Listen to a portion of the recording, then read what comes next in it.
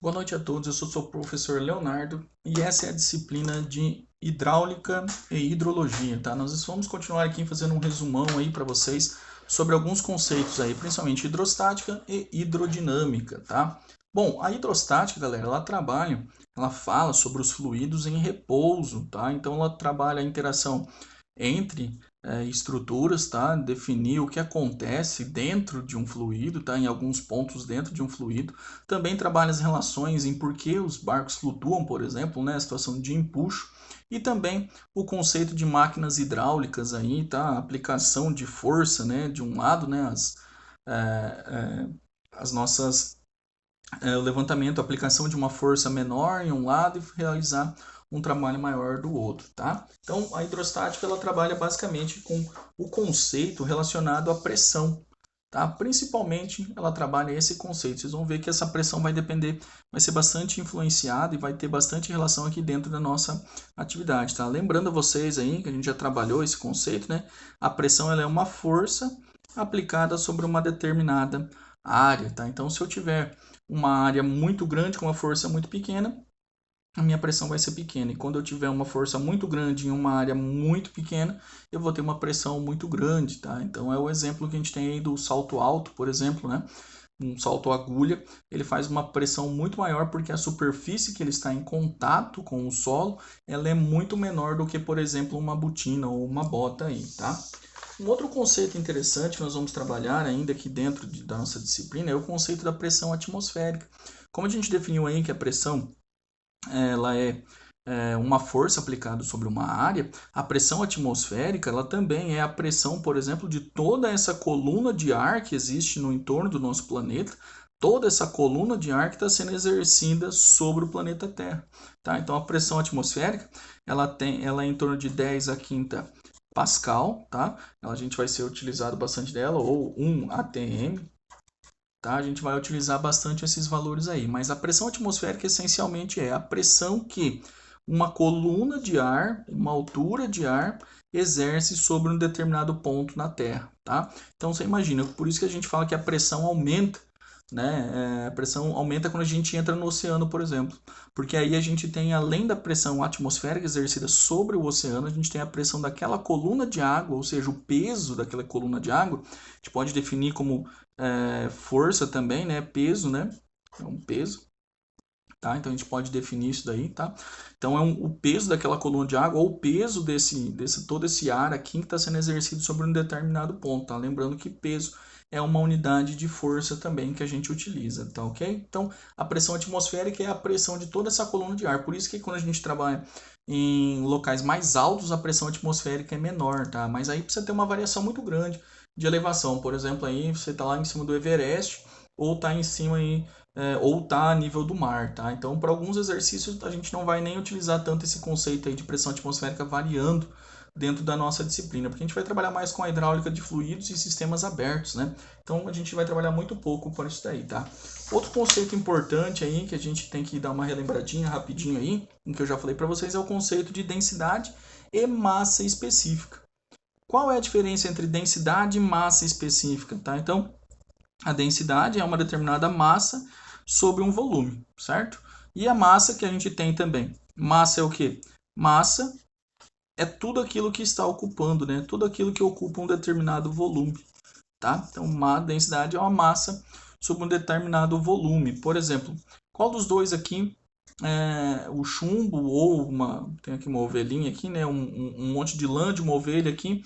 Qual dos dois é mais denso, né? Então, o chumbo ele é mais denso porque as suas partículas estão mais próximas umas das outras, tá? Mas não tem diferença com peso, tá? Tem que tomar cuidado com isso. Aqui 1 quilo vai ser a mesma coisa que esse 1 quilo aqui, tá? Densidade não tem nada a ver com isso, tá? Os dois podem apresentar o quilo. A diferença é o espaçamento entre essas partículas, o arranjo que tem entre essas partículas aqui, tá? Então, aqui no chumbo, essas partículas nos metais, de forma geral, né, eles estão bem as partículas estão bem unidas umas às outras, muito próximas uma das outras, uma força de atração muito grande, e aí elas acabam ficando mais densas, mais juntas, tá? Já quando a gente fala em um conceito de lã, por exemplo, ou gases, um vapor, né? Eles já estão bastante separados, né? Tem um distanciamento maior entre essas partículas aí, tá? Outra questão interessante é que a gente for trabalhar com massa específica, a massa específica também é a massa dividido pelo volume. Mas qual que é a diferença entre as duas? Por exemplo, quando eu trabalhar com a massa específica, eu vou estar falando sobre um material. Um material, tá? Um material, por exemplo, aí, cobre, chumbo, pena, água, cada um tem uma massa específica. E quando eu falo em densidade, densidade eu estou falando de um corpo.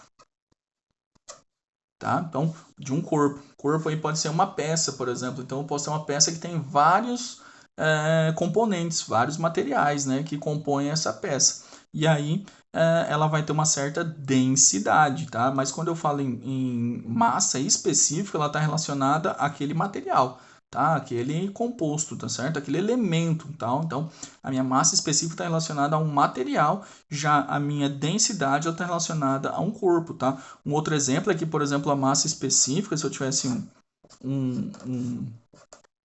uma peça aqui vazada, por exemplo, né? A minha massa específica ela levar em consideração somente os espaços que tem esse material. Já a densidade não, a densidade é levar em consideração tudo. Tá? Ela ia levar em consideração, inclusive, essa abertura aí, tá ok? O volume total e não o volume só ocupado por material. Essa é uma situação bastante interessante aí que a gente tem que levar em consideração, tá? Então, isso a gente já discutiu um pouquinho nas outras aulas. Agora eu vou falar um pouquinho sobre o que a gente vai realmente trabalhar aqui dentro dessa disciplina, tá? Dentro dessa parte da disciplina. Então, a pressão hidrostática. O que é uma pressão hidrostática? Quando a gente fala de hidro, fala de fluido, né? No caso que a gente vai trabalhar com água, né? Então, a gente trabalha só vai falar basicamente de água, tá? Então, a pressão hidrostática, nós vamos falar alguns fluidos aí só para usar exemplos, tá? É a pressão no interior de um líquido em repouso, tá? Ou seja, um líquido que está parado dentro de algum recipiente, então que não está se movimentando. Então, nesse momento, a gente vai trabalhar com essa situação aí, tá? Imagine que eu tenha essa situação aqui, que eu tenha três corpos aí, né? Três pontos A, B e C, imersos aí em um determinado recipiente com fluido, né? O que eu posso entender a partir disso aqui, né? Que a pressão no ponto A, ela é diferente da pressão no ponto B. Certo? Lembra que eu acabei de falar para vocês aí? A pressão, ela relaciona uma força, né? Então, se eu for pensar aqui, a distância que eu tenho entre A e a superfície, ela é menor do que a distância que eu tenho entre a superfície e B. Ou seja, a coluna d'água está sendo maior sobre B. Já quando eu falo em C e B, as duas estão numa mesma linha. Tá? As duas estão numa mesma linha. Então, nesse caso aqui, eu sei que a minha pressão em A ela é menor do que a minha pressão em B, e a pressão em C é igual à minha pressão em B, porque eles estão numa mesma linha, tá? E aí a gente vem com o conceito que vai nortear o nosso estudo aqui, daqui para frente, aqui, pontos na mesma altura e no mesmo líquido têm a mesma pressão, tá? Então, seja, pontos dentro, imersos, tá? Vamos colocar aqui, ó, deixa eu fechar aqui, ó, pontos, opa, aqui, pontos imersos em um mesmo líquido, tá? Eles têm a mesma pressão, imersos em um mesmo líquido, a uma mesma altura em relação à superfície, eles têm o mesmo líquido, eles têm a mesma pressão, tá? Então aqui nesse caso eu tenho esses 4 pontos, ó. Não importa, para mim não importa qual que é a característica do fluido, ou melhor, do recipiente. Não importa que se ele é torto, se ele é reto, se ele é fino ou grosso, não importa, tá? Então nesse caso aqui, todos esses pontos aqui, pressão em A é igual a pressão em B, que é igual a pressão em C, que é igual à minha pressão em D, tá ok? E a partir daí a gente consegue formular algumas situações, tá? Por exemplo, a minha pressão, a lei de Stevin, tá? Então, a lei de Stevin nos diz que um determinado corpo a uma certa profundidade, a pressão exercida sobre esse corpo, ela é função, aqui, ó, a pressão em A, ela é função do peso específico desse fluido e também da altura que ele está submetido. Ou seja, então, de acordo com essa altura, quanto maior essa altura, maior será a minha pressão. E quanto maior o peso específico também, maior peso específico desse fluido, ele também vai ser vai ter uma maior pressão exercida sobre ele, tá? Então, se eu tiver aqui esses dois pontos, né? Então, a variação aqui entre eles, ela vai ser dada, desculpa, a pressão exercida no ponto A, ela é igual ao peso específico do fluido vezes a altura dele aqui, tá? Se eu tivesse aqui, por exemplo, para calcular uma pressão em A, sabendo que isso aqui é água, né? Então, água, né? Peso específico da água, aí é 1000, né? 1000 metro cúbico, 1000 quilos por metro cúbico, tá? E tivesse uma altura aqui, uma altura igual aqui a 10 metros, vamos dizer. 10 metros, né? Então, qual é a pressão exercida em A nesse momento aqui? A pressão em A, ela é igual ao peso específico da água, que é 1000 kg por metro cúbico, tá? Quilo por metro cúbico, vezes 10 metros, tá? Vou cortar um metro aqui e aqui. Então, a minha pressão em A vai ser igual a 1000 quilos, desculpa, 10.000 quilos por metro quadrado. Tá ok? Então, é bem simplesinho aí, bem aplicaçãozinha de fórmula mesmo, tá? Bom, mas se eu tiver dois pontos situados aí, aqui dentro de um mesmo fluido, tá? Então, se tiver dois pontos aqui situados, eu quero saber qual a variação de pressão entre os dois, tá? Então, aqui eu posso identificar uma mesma situação aqui, ó. A variação de pressão vai ser o quê? A pressão em B menos a pressão em A, tá? Pressão em B menos a pressão em A. Sempre isso aqui, uma pressão final, que é mais baixa, então ele entende que ela é maior, né? Mais baixa. Pressão final menos a pressão inicial. Qual que é a pressão em B? Se os dois forem o mesmo fluido, vai ser o fluido 1 vezes a altura de B. Certo? Vezes a variação da altura de B. Menos o mesmo fluido vezes a variação de altura para A. Tá? Variação de altura para A aqui. Então eu posso entender que a minha variação, a minha pressão em B menos a minha pressão em A, ela vai ser igual. Aqui eu tenho os dois que é o mesmo, né? O peso específico é o mesmo para os dois, então eu posso colocar os dois, posso colocar em evidência aqui, vezes a altura de B menos a altura de A, que seria uma variação. Então a pressão em B menos a pressão em A vai ser igual ao peso específico vezes a variação de altura entre os dois, entre B e A. Tá ok? Então, a variação de altura. Então, novamente, diz a mesma coisa que eu já tinha falado para vocês antes, tá? Aqui, a diferença entre os pontos, a pressão, quando os dois estão imersos em um mesmo líquido, a diferença entre os dois, ela quer dizer que apenas a diferença de altura entre os dois é o que vai definir qual é a variação de pressão entre os dois, se eles estiverem no mesmo fluido, tá? Bom, através dessa situação, é interessante que a gente consegue trabalhar com várias situações, né? Por exemplo, a dos vasos comunicantes, em que eu consigo definir que todos os pontos dentro de um mesmo fluido, eles vão ter a mesma pressão sendo exercida, tá? Isso aqui a gente utiliza bastante quando faz sistema de abastecimento, né? Sistema de drenagem, né? O sisteminha que a gente quer que a água pare em um certo nível, né? Então a gente coloca um registro para manter esse nível, né? Passou daquele nível, ela acaba extrapolando, tá?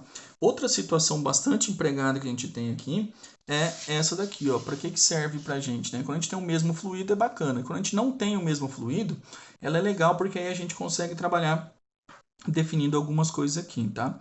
Por exemplo, eu tenho aqui um recipiente aberto, né? Recipiente aberto. Tá? Ainda estou falando de Steven, tá? Tem um recipiente aberto aqui, os dois. Então, os dois estão recebendo aqui uma pressão atmosférica, porque eles estão abertos, tá? Sempre que estiver aberto, está recebendo uma pressão atmosférica. Então, aqui é a mesma pressão atmosférica dos dois lados, está sendo exercida, tá? Se não tivesse uma bomba fazendo aqui, então a gente já teria um outro rearranjo, que nós vamos ver daqui a pouco em manômetros, tá? Mas imagine que eu tenho isso aqui, ó, são dois líquidos diferentes, tá? Líquidos que não se misturam aí. tá? Então eu tenho o líquido verdinho aqui e tenho o líquido laranjado que está aqui do outro lado. E aí eu coloquei um sobre o outro, pode ser água e óleo, por exemplo, que é um conceito que a gente tem mais aí, né? Mais evidente, talvez. Você coloca água e óleo, eles não misturam um com o outro. Então imagine que eu coloquei aqui esses dois líquidos aqui, um sobre o outro. E aí olha que bacana o que acontece. Esses dois fluidos, eles não se misturam, né? Então eles vão causar uma diferença, porque eles têm densidades diferentes.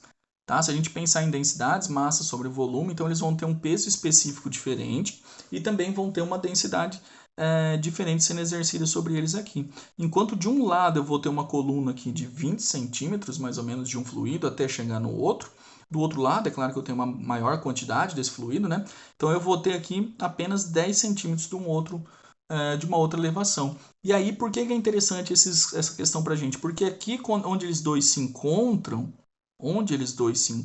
bem certinho aqui mesmo, se eu traçar uma linha, eu posso definir que se eu tiver aqui um ponto 1,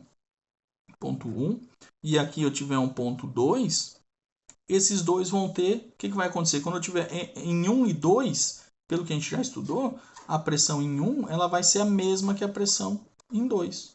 Ela vai ser igualzinha. A pressão em 1 vai ser igual à pressão em 2.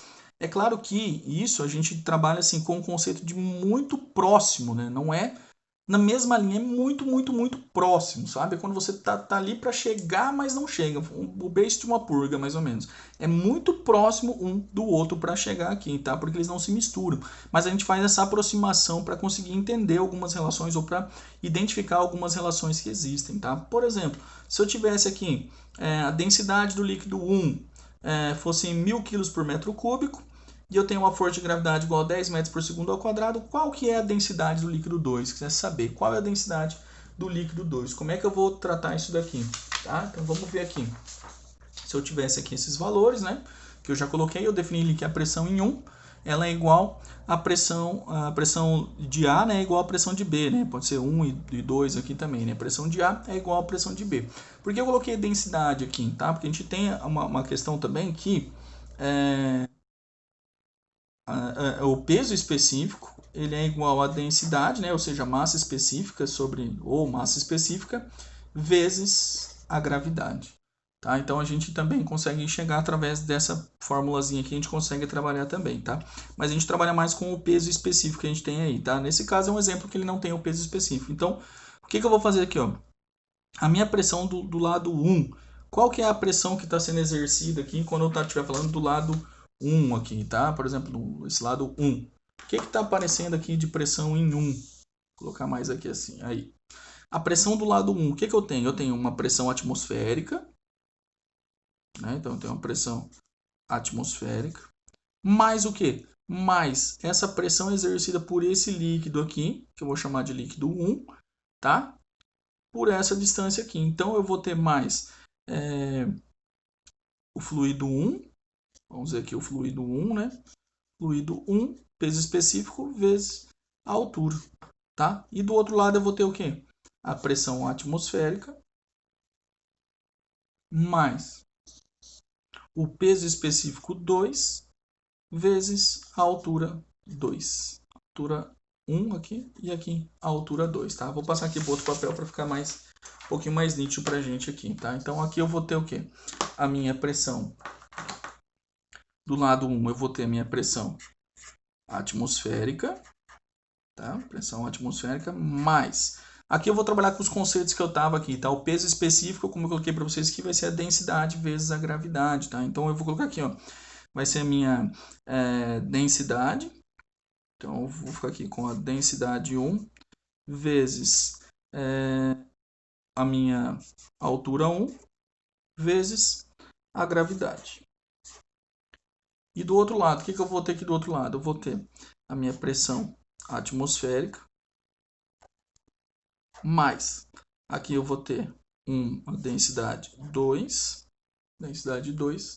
vezes a altura 2 vezes a minha gravidade, ok? Então aqui nesse caso, como eu tenho, os dois lados têm a mesma pressão atmosférica, então eu posso cortar essa pressão atmosférica aqui posso cortar essa pressão atmosférica aqui, posso eliminar a gravidade aqui, porque é a mesma sendo exercida do outro lado, né? Então eu vou ter aqui que a densidade em 1 vezes a altura em 1, ela vai ser igual a densidade 2 vezes a altura 2, certo? Aqui fazendo o arranjo, né, trocando aqui, a minha densidade 1 é 1000 quilos por metro cúbico, vezes a minha altura 1, que é igual a 0,1 metro, né, 10 centímetros, 0,1 metro. A minha densidade 2, eu quero saber, né, qual é a minha densidade 2, e a minha altura 2 é 0,2 metros, tá? Então, vou fazer aqui 0,1. 1000 vezes 0,1, vou cortar um zero, então eu vou ficar com 100. Cortar um metro, né? 100 quilos por metro quadrado, igual a minha densidade 2. E esse 0,2 está aqui, vou passar para cá, dividindo, né? 0,2 metros aqui, tá ok? Então aqui vou ter que a minha densidade 2 é igual a 500 quilos por metro cúbico, tá? Nesse caso aqui, certo? Nesse exemplo que a gente tem aqui. Então, isso é uma das maneiras que a gente utiliza para trabalhar, tá? Quando a gente tem essas situações aí, para que a gente consiga chegar em um valor aí, definir qual é a densidade ou qual é uma altura correspondente de um ou de outro lado aí, tá ok? Outro exemplo que a gente tem também, a gente pode trabalhar aqui, é quando a gente fala em gases, tá? Então a gente tem um gás aqui, ó, um sistema fechado, tá? Aqui tem um sistema já fechadinho aqui. Qual é a pressão que eu tenho aqui nesse gás, tá? Então, para determinar qual é a pressão que eu tenho aqui acontecendo sobre esse gás, eu vou definir que aqui eu tenho o ponto 1 de novo e aqui eu tenho meu ponto 2 de novo. Então veja que agora eu tenho um fluido e aqui eu tenho um gás, tá? Então eu quero saber qual que é a pressão de gás aí que eu tenho nesse determinado ponto aí, tá? Então para definir isso aqui, eu vou ter a mesma coisa aqui, ó. Eu tenho aqui uma pressão atmosférica sendo exercida aqui, né? Uma pressão atmosférica. E aí, a partir desse cálculo aqui de essa distância que eu tenho aqui de 1 metro, eu vou conseguir determinar qual é a minha pressão no gás. Então, a pressão do gás, ela é igual ao quê? O que ela está recebendo de pressão aqui? O que está sendo pressionado sobre ela aqui, tá? Então, eu tenho a pressão atmosférica, mais a pressão que é exercida. Tá vendo? Aqui é o ponto, a interface. Então eu não considero toda essa distância aqui, eu considero essa pequena variação que eu tenho aqui, ó, tá? Então é mais o peso específico que eu tenho aqui, ó, densidade, peso específico, né? Que eu tenho nesse caso aqui, 2.000 kg por metro cúbico, né? Então eu tenho aqui 2.000 kg por metro cúbico vezes 1 metro vezes a minha gravidade, que é 10 metros por segundo ao quadrado. Tá ok? Então, isso aqui, a minha pressão vai ser a pressão no gás. Pressão no gás, ela vai ser igual aqui. 2.000 vezes 1 vezes 10, 20.000 quilos por metro cúbico, tá? Vai ser aqui minha pressão atmosférica é 10 a quinta pascal, né? Pascal. Mais 20.000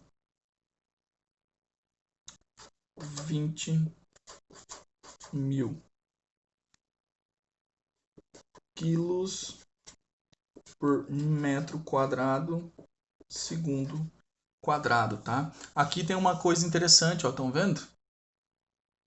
Então aqui, ó, tem uma coisa interessante, galera, que aqui, ó, aqui na verdade tem um erro, né? É metro em cima, né, e um embaixo, então aqui vai ficar metro só, tá? Então é quilômetro por segundo ao quadrado, que é a mesma unidade de Pascal, tá? 20.000 Pascal. Então a minha pressão no gás aqui, ela vai ser igual 10 a quinta Pascal, né? Então 10 elevado a quinta seriam 10, 1, 2, 3, 4, 1, 2, 3, 4, 5, né? Mais 20.000, tá? Pascal. Certo? E aí eu vou encontrar minha pressão no gás aqui. Pressão no gás vai ser igual a... Tá ok? Então aí eu encontrei a minha pressão no gás com essa somatória aí, tá ok? Bom, outra teoria interessante que a gente tem aí dentro da hidrostática, ainda falando, é a teoria de Pascal, tá? O que diz a teoria de Pascal, né? Que a força aplicada em um corpo, tá? Em um fluido em repouso, essa força ela se expande, né? E ela é deslocada em todas as direções com a mesma intensidade, tá? Então ela diz que isso pra gente, que toda essa força ela se propaga de maneira igualitária por todo esse fluido. E aí é uma situação legal que a gente utiliza nas nossas prensas hidráulicas, né? Por exemplo, uma força aplicada em um lado, ela levanta um fluido de um outro lado, né? Então uma pequena força aplicada já pode gerar uma força de igual tamanho do outro lado, né? Então, o que ela diz para a gente? Que a gente tem dois, se o mesmo fluido está conectado, né? A gente tiver dois êmbolos aí, por exemplo, um ao lado do outro, que a pressão em um vai ser igual à pressão em 2, né? Então, se a gente pegar o termo mais de pressão, que é a força em 1, dividido pela área 1, ela é proporcional à força 2 dividido pela área 2. Tá? Então, dependendo do tamanho da força e da área que eu aplico essa força, de um lado ela vai ser proporcional ao outro lado. Tá, ok? Então, isso que diz para a gente o teorema de Pascal. E ele é bastante utilizado, principalmente quando a gente quer calcular aí, ou quer utilizar uma força dentro de um fluido para levantar, né? Para fazer levantar um outro lado aí de um fluido, tá? Vamos ver assim, por exemplo, se eu tivesse aqui um exemplo prático aí para vocês aí de propagação de pressão, né? Se eu tivesse aqui uma determinada prensa aqui, né? O fluido, do mesmo jeito que eu coloquei lá, né? Tá? Tem aqui os dois, né? E aí sobre eles tem um fluido aqui com um determinado êmbolo, né? Então se eu aplicar uma força aqui, força desse lado aqui, né? Uma força 1 com uma área 1, né? Tem uma determinada área aqui, aplicar uma força, vai ser gerar uma força 2 em uma área 2, né? Então se eu souber qual é essa área de um lado, por exemplo, aí se eu aplicar uma força 1 aqui, uma força de 10 newton de um lado, em uma área aí de 1 metro quadrado, tá? Uma área de 1 metro quadrado. Do outro lado, eu tenho uma área de 2 metros quadrados, tá? Qual que vai ser a força que vai resultar do outro lado, né? Então, para fazer isso daqui, a gente utiliza bem simplesinho, né? Que a força do lado 1 sobre a área 1, ela vai ser igual a força 2 sobre a área 2, tá? Isso aqui vai gerar para a gente que a minha força 1, quero saber a força 2, né? Então, eu vou pegar aqui força 1 vezes a área 2 sobre a área 1 é igual a minha força 2, tá? Força 2 aqui, tá? Força 2 sobre a área 1 vai ser igual a área... força 1 sobre a área 1 vai ser igual a uma força sendo aplicada depois aí para frente aí, tá? Do outro lado. Então, se eu tenho aqui, ó, continuando aqui, eu vou colocar aqui que a minha força 1 é 10 newton, então são 10 vezes a área 2, que é 2 metros quadrados, dividido por 1, vai ser igual à força 2, tá? Então, aqui nesse caso, a minha força 2 vai ser de 20 newton, tá? Que vai ser aplicada, que vai gerar do outro lado. Então, se eu aplicar a força de 10 newtons em uma área e essa área dobrar dentro desse fluido, tá? Que aqui eu tinha uma área de 1 metro quadrado, ela passou a 2 metros quadrados, então eu vou ter o dobro da força sendo aplicada do outro lado. É bastante interessante, bastante utilizado aí quando a gente fala dentro de prensas hidráulicas, principalmente, tá? A gente vai fazer alguns exercícios sobre isso daqui a pouco, tá? Outra situação bastante interessante que a gente tem aí é a questão do empuxo, tá?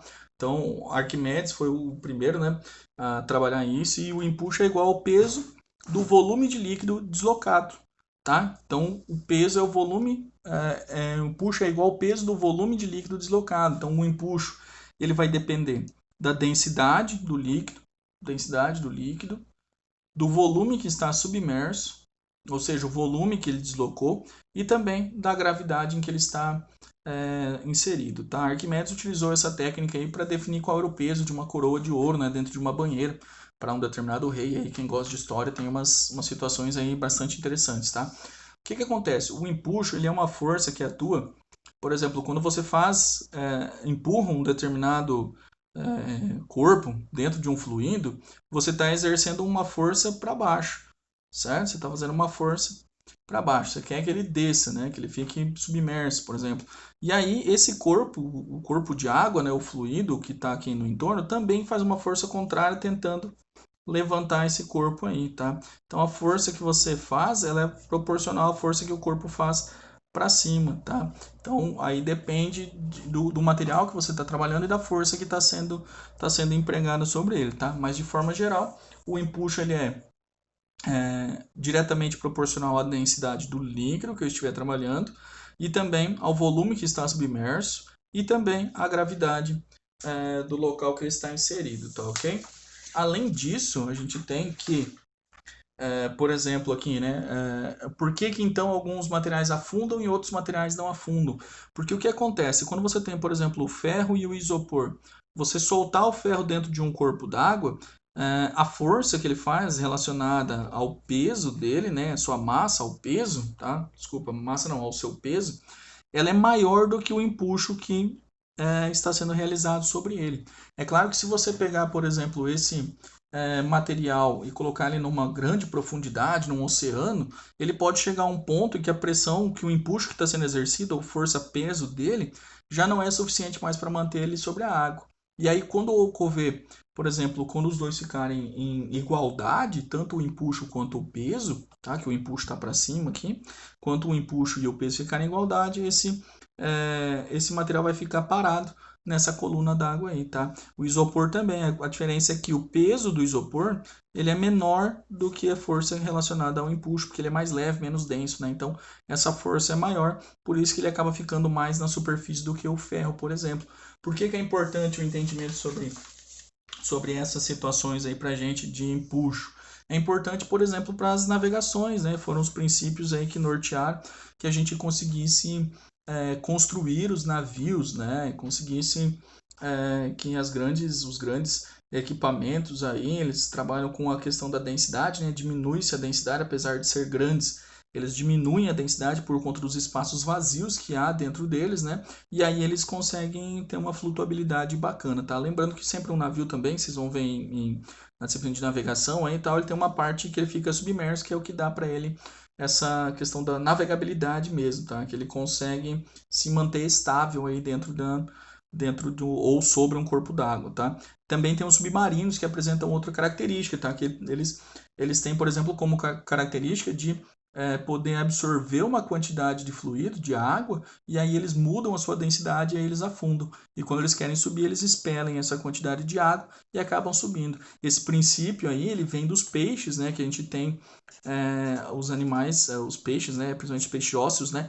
Que tem a bexiga natatória, tá? Eles têm uma bexiga natatória, um que é basicamente um submarino, tá? Essa bexiga natatória, porque ela infla de ar ou espelha o ar, e aí eles ficam mais ou menos densos, e aí eles conseguem mergulhar e subir, tá? É importante, uma importante adaptação de algumas espécies aí que aconteceram e está baseada nas teorias ou na situação aí de empuxo, tá? Os barcos que tem essas visualização da teoria e também os barcos também visualizaram aqui essa questão relacionada aos organismos aquáticos aí, tá ok? Por essa aula era isso e até uma próxima.